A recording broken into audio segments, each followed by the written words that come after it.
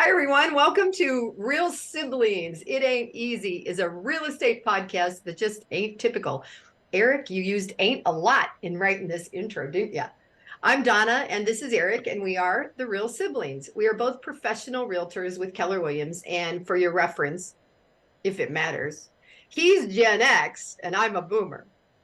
The podcast blends lifestyle together with real estate as we work to communicate, educate, connect. Dang, someday I'm going to be perfect at this, Eric. Oy. While the topics vary and our conversations go in many directions, we work to provide our listeners with insights into our industry, better equipping them for your next real estate. I can't even speak today. Real estate transaction. Good thing I'm not a perfectionist.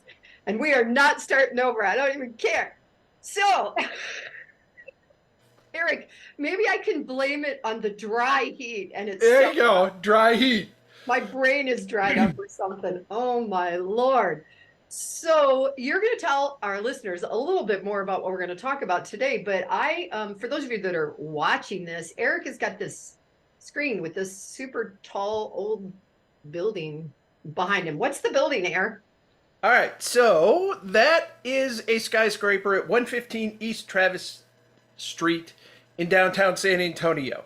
It is known as the Milam Building. It was built in 1928, and it kind of leads us to where we're talking today because in 2014 it was added to the Registry of Historic Places nationally. And you're going, it's a skyscraper. Well, it's a skyscraper that was the first skyscraper designed and built with indoor air conditioning in the United States. So 1928, 21 stories, 3 million cubic feet, 247,000 plus square foot of floor space, and it was the first designed to have air conditioning. So it was designed, let me make sure I've got all of these details right, and I've mixed things up, so now I've got to find it. Designed by George Willis was the architect, engineered by M.L. Diver, and constructed by L.T. Wright and Company. And the reason that's important is because these guys were innovators. They were doing something that had never been done before, between the ductwork, between the capacity, and figuring all of that out and going, let's put 3 million cubic square feet in the middle of South Texas and air condition it. Yeah. So is the building still being used, I assume? The building is still being used. It's actually currently owned by a business called Western Urban, which is a big renovator developer here in downtown San Antonio. Okay. They've been responsible for several different historic property makeovers. This one's kind of in the works as to what it's going to be. Is it going to be a combination mixed use office space, turn top floors into condos? Yeah. It's in development. And it would be really interesting to know like what they have had to do with and to the air conditioning through the years. Because for those of us that know that we didn't have air conditioning, our old house in Lindsay, we had that window one on the front porch, right, that faced the church direction. On Maple Street side of the house. Yeah, and we would drip water into a bucket or something on the porch. It wasn't just a bucket, it was a Schwann's bucket. Come on now. We made more use of those 2.5 gallon Schwann buckets than I can talk about repurposing, reusing, and turning trash into treasures. Every piece of trash was a treasure for Dad. That's funny. That's funny. Which references back to our talking trash episode, right? There you go. There you go. So, you and I were talking a little bit about, timing related to things. And like when I first came here to the desert and to college and everything, and when Gil and I were dating, that there was no air conditioning in the cars, and and my dorm didn't have air conditioning, Eric. We had sleeping porches at the back, which is where we all slept, which was convenient, but all the rooms we didn't have air conditioning. Now wait, sleeping porches, kind of like what you would have as a summer porch here in the South? Yeah. Houses that would build a porch, screened in area above? Well, it wasn't screened in, but the shape of the building was a hacienda. So at the back on all 3 levels were only the sleeping areas. So unlike a typical dorm room where you would sleep in your room, we didn't do that. We hung out in our rooms, which was kind of nice because it meant if you had a roommate that was a late night person, but I worked in the bakery, I went to bed early, right? I could go to that sleeping porch. I had the air conditioner, and all that took place in that room was sleeping. So it was comfortable. I shouldn't say that. All that took place in that room was sleeping. No, but it really it's interesting. Can you imagine nowadays that a college student with what we pay for tuition that it would be acceptable To be sharing. to Yeah. share an open sleeping Yeah. area, which I'm assuming you had your own bed. It's not like you had We a did. cot that you had to No, find no, someplace new every time, every no, no, night. no. We had bunk beds, but that's interesting because I don't remember exactly where I slept. But what I do remember is that because I'm a light sleeper, I would get up early because I would work in the bakery. But man, if somebody else, one of my neighbors was a runner, she would run the mall in the morning, and if she didn't hear her alarm, everybody heard the alarm, right? So that would have been the not good piece of sharing with however many 30, 40. Yeah, did you? So you had a place to plug in clocks. Was it a digital clock that you would have had someone hitting a snooze alarm that even if it went off, they did that? Yeah. Yep. Old school air conditioning, old school clocks. It was the 1970s. So, I don't think I ever knew that. I yeah, really, that's yeah. another one of those little tidbits. So we're talking about migrations, folks, and we talked Ah, migrations in episode 23, but now we're not talking about leaving the hot climate and returning to a feeder city northern climate. We're talking about the fact that we both live in hot climates. Average daily temperatures right now in San Antonio have gotten up to 88, 90 degrees. We're running 60 to near 100% humidity, wow. and during that time frame, you don't do a whole lot during the day. If you don't have to, you stay inside. And I think And yesterday I don't know if we broke 100. My phone said 99, but it was our first day, which for us to get to June and not have hit 100 yet is pretty fascinating. So, yeah, yeah. pretty Do good. Eric, you and I were talking, as we always do beforehand, and we were talking about, I call them swamp coolers, evaporative cooling versus air conditioning. Have you come across swamp coolers there, or is it too humid? No, we are too humid. Swamp coolers are not a good option here. Is even though we're nautical miles, we're well over 100 miles from the coast, we still get enough coastal humidity Mm, coming in from the Gulf Coast and from across the Pacific. It comes across the Baja Peninsula, and the same thing that the winds shift a little bit and bring you monsoons. yeah. If it blows a little bit more west than northwest, it comes across to us and we get Pacific moisture. So Okay. we Okay. are officially a semi arid climate. And you don't really have a monsoon season like we No, do. no, nowhere Yeah. near like what you guys have. Yeah. I What I do mean, remember from all the years that you've lived there is that I've seen the creeks with no water and practically flooded. Like I remember seeing you showing me a boat dock like that was dry. That you yeah, could, I've you been could showing a couple of listings out at the lake that's close to us, Medina Lake, and I think it would be a metal detector's paradise right now. The lake is now, with what the recent rain we've had, is probably somewhere around 80% empty. Oh wow. So 20% full. So that means there's a lot of deep channels where people have lost rings, lost necklaces, lost other stuff that's now fully exposed. Go down there with a metal detector and start digging in. Wow. What an interesting thought. You're right, because people lose things like that all the time. Wow. Earrings, necklaces, just think how much is down there in these open channels now that are Could discover a available. real antiquity. You don't know, right? Yeah. That's Wow. it. That's it. So, So before we continue on, and yeah, we're talking air conditioning today. And I yeah. had mentioned that I ran across one of those random social media posts Oh, yeah. where someone just kind of puts it out there and goes, answer this question. And the world changed when? Dot, dot, dot. And people filled it in. And you can imagine Wow. across generations, you were getting uh, the telephone Right. when we had created airplanes, when we went to the moon, Yeah. when we got rockets, it's computers. But the one that always stuck out with me was this lady who answered and said, the world changed when we added air conditioners in the home.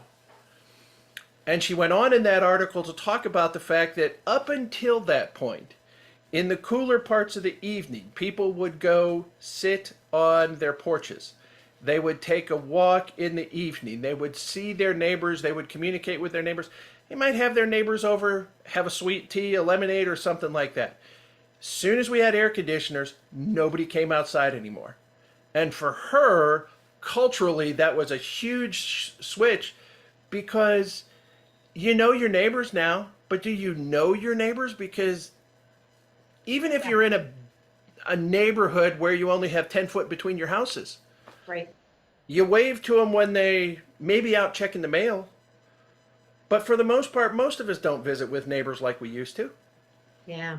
And You is that air conditioning's fault? Well, it's interesting again as we reflect back to our childhood. So, air conditioning or not, it's still a small town. People were still out. We know that people walked, rode, and it wasn't like there was 100 miles of options. It was like a mile around the loop around town or something. Okay, so thinking Lindsay, I'm thinking the Rogers, Carl and Eileen Yeah. would be on their bikes. Who else rode with them? There was a biking gang that ran. I don't remember a biking gang. Lindsay, that point where they had the flags on their bikes and they'd go walking. I wanted to say, gosh, aside from Rogers, who else was in that list? I'm not remembering. I don't know, but I do remember that Nick Sarl was a runner and that he was one of the few people that was exercising and running before everybody was exercising. Before everybody else was. I also think, sure was. That the small town just lends itself to that. And we're going to be talking a little bit more about that in our next episode, with some people from our hometown as they approach a special event. But for here, what I notice is like we go all summer and we hardly see each other. And partly I have mostly older neighbors, but the one couple who has, I think Stanley's 3 now, a 3-year-old, they help with my mail. He loves getting things out of the freezer. Okay, sorry, I got to interrupt. That just sounds funny. How many kids that are 3-year-old today are named Stanley? That's gotta be a family name, right? It is. It's unusual. And he's this bright storyteller who knows that I have mini ice cream cones in my freezer because they bring my mail and stuff like that. But they'll go to pools, they'll go to activities, but we leave in the summer. People leave here because of the temperature. And if not, what's interesting is it a good time to talk about evaporative coolers, Eric? I was just going to say, so talk about that, because you've got dry heat behind you, right? Yeah. You've got your skeleton, and I know gift shops, you get into Arizona and you see the little shot glasses or the coffee cups, and it's like, it's a dry heat, and there's some sort of bones in the bottom of the... Yeah, and it's a big joke about it, but what you just said about 60% humidity is something else. So I was telling you that June is our hottest month typically, and a lot of people think July, August. Well, that is when we do get monsoon rains and it cools down. But when I first moved here and when we started selling houses, people would talk about these swamp coolers, and that's kind of a nickname for an evaporative cooler. And it only really works well in dry climates. And when I was pulling up information today, they were talking about the Coachella Valley in California, which only averages 6 inches of rainfall a year. So, Tucson doesn't always do much more than that. So the way that the evaporative coolers work is that they take hot air and it pushes the dry air over water that's supplied with a pump. You have to keep those pads clean, and you have to, keep the water going. And then in the pad, it evaporates, it cools the air, and then they send it into the house. And it can change your temperature from 5 degrees to 40 degrees. As soon as we start hitting more humidity, it's not as practical.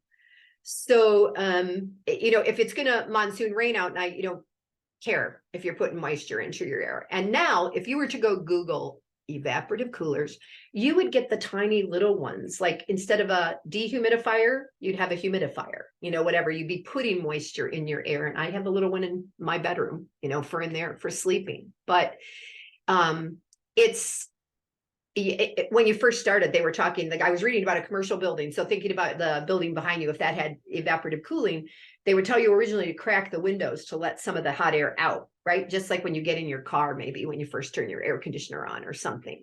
And it financially, it saves like 50% on installation and about 75% on energy costs.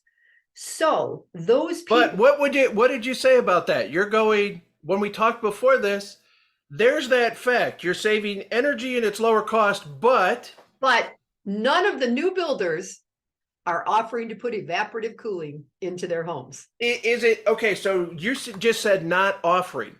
There's one thing about this is what we're building for the community, but do they not even offer it as an option if somebody wants to? Until we started talking about this, I don't know, but I don't think so. So, the old homes here had lower ceilings, right? And so that cooling was cooling a smaller space. Now we have 2 stories, vaulted ceilings, bigger homes. We all live in bigger spaces. And a lot of those will have 2 air conditioners. I have one under contract right now for an upstairs and a downstairs air conditioner. And so I don't even think it's an option. And I'm selling one. It's under contract from 1978, which is the age of the place I live in. Right. And it had both an air conditioner and the evaporative cooler, but my friend never used it. My friend never used the evap. So one of the things that happens is, like everything, you have to do maintenance or it rusts, right? Because you have the moisture and you have the pads. Okay, so terminology. We started with swamp coolers, evaporative cooler, and then Same another thing. slang term would be an evap. Well, that's just me saying evaporative cooling. Okay. Short. I didn't know if that was actually something that depended on No, where you're at no. in language, that may be some way, another way they refer to it, because we've come No. across other terms Right. as we've done this where an office does exactly the same thing but has different names for it. A Yeah. pier and frame foundation versus a slab, and then we talk post-tensioning versus rebar. So there's different things, and Yeah. No, that's just me just shortening it like we do with, I always say International House of Pancakes. It's too many words. People just have to say IHOP because they well, can't. and that's why they changed the name. You are a huge influencer on that. Thank you. Kentucky Fried Chicken got to be too long too, so we have to do just KFC. Yeah. So we have all these shortened words, and my place, even though it was just minus 79, the evap was already gone. The evaporative cooler was already gone when I moved in, and it's just air conditioning. Now I live in a townhouse, so I am connected on 2 sides, which keeps my bill a little lower anyway. And by the way, now I'm a weather wimp and I don't take it down to a super cold temperature. I bet I'm sure your house is way colder than mine because you're so much more hot-blooded than I am. Well, during the summer, when you're over 90 degrees and approaching 100 degrees, yeah, it is reasonable to keep the inside of your house at around 78 because it still feels 20 degrees cooler and drier. So you're not only have the heat in San Antonio, but you have the heat and you have the humidity.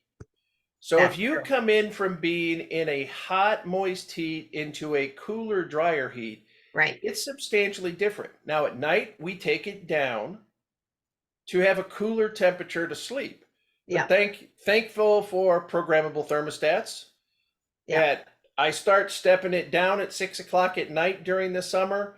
At 9 o'clock is where it starts going towards the maximum. So I don't even try to overload the system and say, we're going to go from 78 and drop that temperature all in 30 minutes. I step it down to help make the power consumption a little more reasonable. So it's interesting that you say 78 because that's what mine's set at right now. I will keep mine 77, 78, or 79. If I walk out of the house, I'll put it at 79 because I know when I come back, it's still going to feel cool compared to going to feel cool.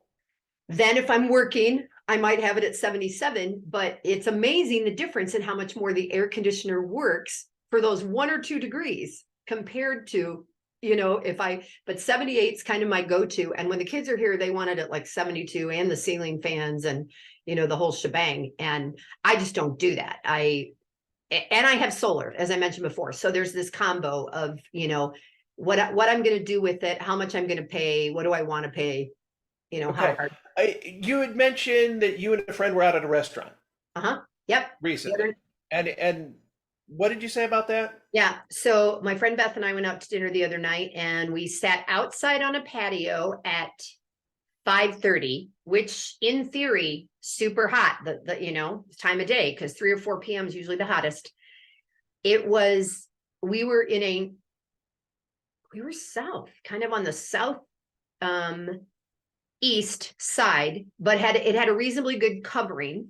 And it was 91 degrees out, but we were in the shade and they had misters. And the misters were not blowing constantly. The misters were coming on periodically. Is that one of your dogs? Yes, the husky mix is in and needs to talk to everybody. Thank you, Oh. Ruby. So No, we're we still were recording. we were totally comfortable in 91 degrees outside at 5:30 in the evening. And when I got there, I thought certainly I would want to be indoors, but then we take sweaters with us because it's going to be air conditioned to the max and freezing. So yeah. But I'm talking about humidity, and you're Yep, talking about adding moisture to the air to make it feel cooler. exactly. Here it's like, oh, it's 80 degrees, but the humidity's here, so it's going to feel like it's 87. Yeah. Moisture here raises the temperature, and you're using it to cool down. Yeah. Yep. Because you want to get a little sprinkle on you. And then, are most of the patios flexible space so that during this time of year you have cover, and during the winter months you Yeah. can roll that back and get a little bit more direct sun? Yeah, sometimes it's well, it depends, of course, whether it's north, south, east, or west, as the sun is going, but some of them have umbrellas, some of them have the rollout shades, some of them have a metal perimeter that have the misters attached that then you can adjust those other things. But yeah, and honestly, when I moved here, that was one of the things that I remember loving when I first moved here, that there was so much outdoor dining for so much of the year.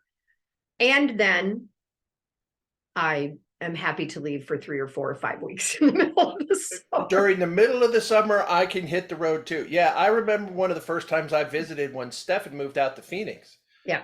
And we were going to meet Adam somewhere for pizza. And the roads were so hot, I can remember feeling the heat through the floorboards, because that particular day we were close to 117 degrees. Yeah. Oh, And man. I didn't want to get out of the car. It's like, look, I can feel it through the floorboards, through my shoes, onto my feet, that there is heat radiating up. How close can I possibly park to avoid that kind of heat? Yeah. Yeah. I think that's part of the reason that Adam and Caleb are in the Denver area, because Denver does get hot, but they certainly have more variations in the temperature. Sure. And when I first moved here, Eric, my friends and I would sit outside in the sun in July. Yeah, that lasted for a couple of years. I remember with a couple of other Midwesterners, and my clients that come from Norway, they'll be here the end of June and into July because they've been cold the whole year and they don't care. And they're coming to warm up. Yeah. So aside from the evaporative coolers and Yep. standard, what we'll consider HVAC, Yep. heat pumps. Yeah, a lot of them are now. The new ones going in. Yeah. Okay. Yeah. And of course we switched, and this is again more detailed conversations we have to have, because so when we touch on one of these subjects, we realize, oh my gosh, there's really so much more we could talk about. Mm-hmm. We have a geothermal air conditioner system. Okay. And understanding the difference between a 13 SEER and a 16 SEER air conditioner. And you and I both know that there has been a change in Freon. Yep. And you've got I'll say panic almost. If About you've got an R22. older system and it's like, oh, you're not going to be able to get that Freon. Yeah. And then you talk to my air conditioning guys that I talk to, it's like, look, we laid up so much extra Freon. Yeah. We can go 10 years And still have R22. and still be okay. And guess what? Your air conditioner is going to need replacing sometime in that 10 years, because it's already 5 years old. So don't worry about it. Yeah. But we do know it's more expensive. You get a small pinhole leak in your air conditioning, you got to recharge Freon, and it's $80 a gallon plus the labor, plus to fix the leak and everything else. And it's like, how much did you have to add? How did that end up being $350? Oh, I just had in my condo, the air conditioner quit working and someone was there. I don't know if I had told you that. And they it was for 2 nights, or they were going to be there 5 nights. And after 2 nights, they moved to another condo. I refunded them some money and I blocked off the dates and sent some people over and sent an air conditioning guy over. And it was a simple lug nut. Everything was frozen. The pipes, the lines were frozen. Everything Right, was you've got that freeze, and it's like, how can it be frozen when? right. So when we turned it off and the tech got there, it was 91 degrees inside the condo. And it turns out it was a nut. It was a nut that wasn't tight, that just made something fall, that meant the air wasn't, thank heavens, right? Thank heavens it didn't mean I needed a whole new system. Right. But we had that conversation because it's older, it's small, it's almost like the size you would have like in an RV because it's a tiny little condo, right? And then we have and they fixed it, but I keep a home warranty knowing full well that the time's going to come when I have to replace that, because I think it's, I don't know, 17 years old, something like that. So Right. it's Right. pushing And its then you've got more common now, especially in smaller units, you're going to the ductless systems. And I Yeah. bet you probably have some people who are doing some renovations on older houses. Yep. Rather than try to install ductwork and everything Yeah. else, they're putting in one, maybe two, Mini what split. Yeah. kind of referred to as mini split, but is also a ductless air conditioner Yeah. system. Yeah. And Some of the carports that were converted to rooms that they never, so I have that's the alternative. yeah, young couple that have done that, and it's easier. You're right. It's easier than lowering the ceiling because the carports never had space, where it Right. never had a ceiling. So yeah, and Steve has one in his sunroom. That's what Right. they're. So where we grew up with window units, which Yeah. there are still plenty of houses in San Antonio you can drive around and you can see the window units. And Right. the problem with window units you brought up when you mentioned the air conditioner we had at the house in Lindsay, the 1868 brick house. We had one air conditioner. It was in one window and it sat over top of a porch. So it was partially protected from the element. It's not like it Right. was hanging out. Right. But we had a bucket because every single air conditioner will create condensation. You can't go through that temperature exchange without creating some sort of moisture. The Right. unfortunate problem we have in San Antonio is that means then if the unit isn't perfectly balanced, Yeah. that moisture goes into the wall and it soaks insulation and it soaks wood and it destroys the sill and it allows wood destroying insects, termites, crazy ants, carpenter ants to go, hey, there's a nice, moist, Yeah. scrumptious environment here. Let's hit it. And you're tearing out the whole wall Yeah. because of what we did with an air conditioner. And we can understand why we want the air conditioner. Well, we talked about that. But Yeah. Yeah. like everything, one decision you make Affects so many things. has that ripple effect. And it's like, how many other things does it affect? Well, and we didn't even talk about the cost of putting a new one in. So as a single woman who doesn't know anything about anything related to electric or plumbing or air conditioning, we had a father that did a lot of stuff. Gil did a lot of stuff. I don't know how to do any of the stuff, right? So I keep a home warranty. And I ended up having to get a new air conditioner a few years ago. And it was, and of course they go out when it's 110 degrees. That's when they quit working, right? And Never during the winter. it was the second time that something had happened. The first time they replaced the compressor. The second time I'm like, I don't want another compressor because every year I don't want to have this happen. And it was, I had been paid about $550 a month because or a year. I continue to get the realtor discount, which isn't $550 anymore. So I probably bought myself a new air conditioner over the years that I had lived here, but I didn't have to come up with 6,000 or 10,000, all at once. I know somebody that just put one in, it was 16,000. And I find myself wondering, is what you're going to save on your bill and the efficiency, how long does it take to make up for that? I don't know. So when we put in our geothermal system, even though it was by the time we drilled and did everything that goes along with the geothermal. So in this case, with the geothermal, for anybody who doesn't know, you use the temperature of the ground as a heat exchange. Yeah. That means, depending on where you're at, you need to be able to drill holes into your ground to run tube that circulates water that is either pumped through one direction to take the heat out or reversed and draw the heat into the house during the winter. Got it. We have 5 holes. Each hole is 250 feet deep. Those had to be installed. The unit for the water furnace, which is another terminology for it, Wow. all totaled was almost $24,000. Holy crap. However, when I compared the numbers to any other standard air conditioning system, for the higher, more efficient, more productive, I could never get the lines to intersect where I said, here's how much the system cost and here's how much I'm going to save. Those never came together across the life of the system. So it was never going to pay for itself, even though it was supposedly the most efficient system. But I'm going, why do I want to spend $18,000 that's never going to pay for itself, where I could look at the geothermal and make the adjustment? So the first months we had the geothermal installed, we lowered our air conditioning for a home that's entirely electric from between $75 to $100 a month by going to the geothermal over a traditional air conditioner. So it was more than worth it. Yeah. But Interesting. And it's getting close to time to wrap this up, but I forgot to say at the beginning, this is our 25th episode. Yay! Year 2. Year 2, midway through season 2. Yeah. And it happens to be Eric's and my birth month. So that's part of the reason that we have these come out on the 16th and the 28th of the month. So this one is our 16th one, right? This is what we're doing for you. Yeah, this will be the episode that'll come out on the 16th, episode 25. So happy birthday to you. We also need to mention, because that will be coming out right about Father's Day. Happy Father's Day to everybody who's a listener and is part of our audience. And if you're not, you're brand new.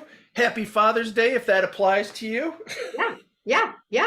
And before I close this down, or as I close this down, San Antonio really loves air conditioning. So not only the Milam building that's behind me, which was the first commercial designed air conditioned building in the United States, we're also home to the Friedrich Company, which goes all the way back to 1883 Furniture Company. But the guy was a designer and innovator, and he became, by 1950, the company was one of the world's largest refrigeration companies globally. 2 years later, 1952, they rolled the first 500 of their, what do they call it? Floating air window units. And they became one of the top producers and still are one of the big innovators in the industry in home air conditioning systems. So go with San Antonio. Yeah. So go San Antonio. There we go. So we want to close this one down. Thank everyone for listening and joining us. We've called How Life in the Small Village of Lindsay and what we grew up with in heat and humidity in Ohio and how that impacted us and what we think and perceive here in Texas and in Arizona. It wasn't just the house, it wasn't, or just the lifestyle, but a wonderful blend of the two. As we call it a day, please keep in mind that our goal is to communicate, educate, connect, and entertain with you, our listeners. We are both realtors with Keller Williams, and we are here to help you find the perfect property for your family to call home and create your own lasting memories as you build your own wonderful life. If you're in San Antonio or South Central Texas, I'm available to assist you while Donna is in Tucson, Arizona.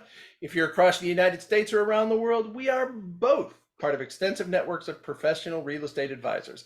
We would be happy to connect with you and connect you with an amazing realtor. Remember, it may be simple, it ain't always easy. And until next time, I'm Eric. And I'm Donna. And we are Real Siblings.